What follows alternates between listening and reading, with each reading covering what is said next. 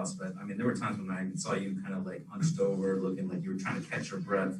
Not to make excuses, but in that fourth quarter, you guys were close.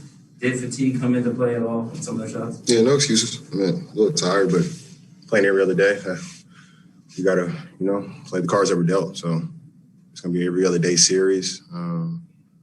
But they got her 14-29, but I think we're built for it.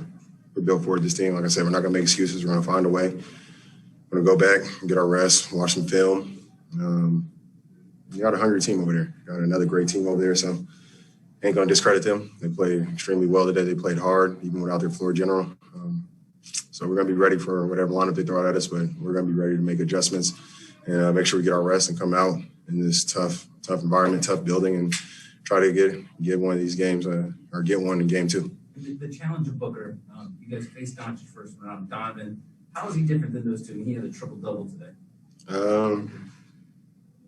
He can play with the ball, but he does a great job playing off the ball, whether it be off-ball screens, getting himself open. Really, really good in the mid-range. The other two really three-ball and to the rim guys. He's, they're all three-level scorers. He's honestly a three-level scorer. It's hard. We put so much pressure coming downhill, and then he pulls up. So he has a complete package. We got to find a way to ball him up. I think we did a pretty good job in the fourth, but got a little loose early. Got to figure out our defense coverage. Like I said, we're going to watch film and try to figure out a way to slow him down, but he's a great player in this league for a reason. Reggie, we'll move over to Andrew. Oh, sorry. Hey, Reggie. Along those lines, that same question. You guys have faced a lot of big guys. They're different this postseason. Ayton and what he brings. How do you compare that to what you've seen in the challenge of trying to contain him while also keeping an eye on a guy like Booker? Really, really good. Player that's coming into his own.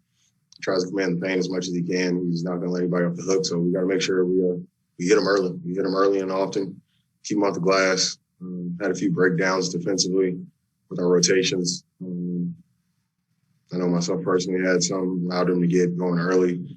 He has great hands, so when he catches it, he's off the ground quick. So we got to make sure we can meet him before he gets his momentum going, and then just trust our rotations. So it's going to be a lot of film watching. It's going to be a lot of collective thoughts, guys getting together, figuring out how we're going to combat what they did today, so we can come out with a win in game two. But they played great. He played great. He commanded the paint. He made sure they got some second chance points. Even when we were trying to load up on him, they got other guys crashing out the corner, whether it be Bridges, whether it be Crowder, whether it be Cam Johnson. So they present a nice little challenge, but that's what we love. We love to be tested.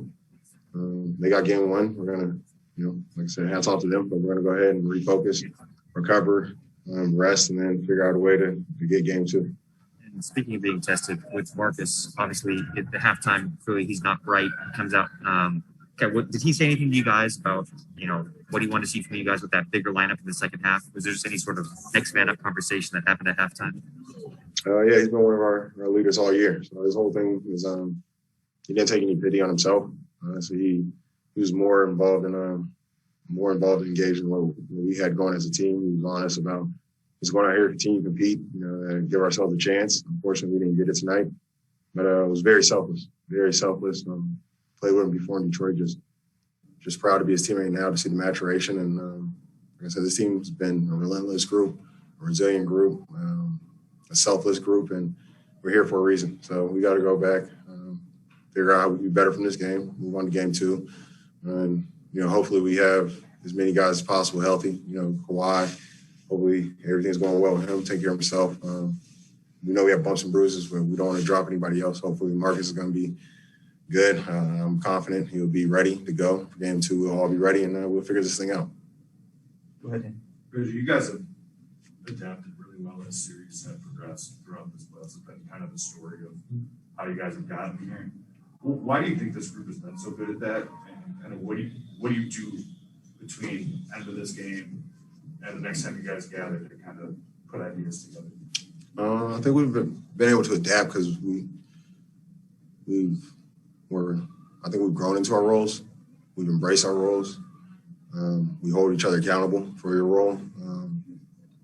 Really, and we all know we have one goal. So when we walk in each and every day, no matter what you have going on, we know we have one goal. Guys want to be better individually, but we know it's about coming together collectively and doing anything it takes to find a win. Next man up, mentality. We've had it all year, and I think that's why guys have been able to adapt, or our team's been able to adapt. This team presents a different challenge. From this game, like I said, we got to figure out how to be better. Myself, I think we only had 9 turnovers. I had 5. So I got to protect the ball better, or allow us to get shots, not any wasted possessions. We know the playoffs are the game of possessions. I think it was like a 5-point game. I know it was under 10, and that's 5 turnovers. That's 5 shots. That's a potential 15 points that we don't get. So, like I said, I got to be better with the ball, give ourselves a better chance, and then defensively, we're going to figure out how to be better. I think we'll be ready in game 2 to make our rotations to close out quicker. We know they got a lot of open looks. We gave them some comfortability, and we got to try to smother them next game. Okay, we'll go to Sabrina doesn't have a hand raised. I guess we'll close out with Mark Medina. Hey, Reggie, good to see you. Obviously, you guys are like quiet on the floor, but what's he been able to provide behind the scenes since he's been here? Leader, big brother, a leader, a guy who still instills confidence in his team. We know he's battling what he's battling. He's doing everything he can to get back with us, but he's been here in spirit. He's been here vocally. He's been with the team. He's been making sure we're good, sending his best wishes, still checking in, keeping up to date. Like I said, he's doing everything he can, and to still have an impact on his team while he's away, and then doing everything he can to make sure he gets back as fast as possible. So we would love to have him. It's unfortunate. Injuries anytime, not just us, throughout the entire league. It's been tough for injuries, but nobody's made excuses. You got to, like I said, until he gets back, we have to have a next man up mentality. We just got to figure out a way to be better. But I'll take this one on the chin. Guys played well. Like I said, I had 5 turnovers. I can't do that, and I think I had 3 or 4 in the 4th. So when you need baskets, when it was a tie game, I did a poor job of allowing us to get shots and giving ourselves a chance. So I got to be better. I'll be better next game, and we'll come out with a tremendous amount of fight again. And in game 2, we're going to do everything we can to give ourselves the best chance to come out victorious in this hostile environment. Thanks, Reggie. No problem. Thank you, sir. Have a good one. All right, have a good one.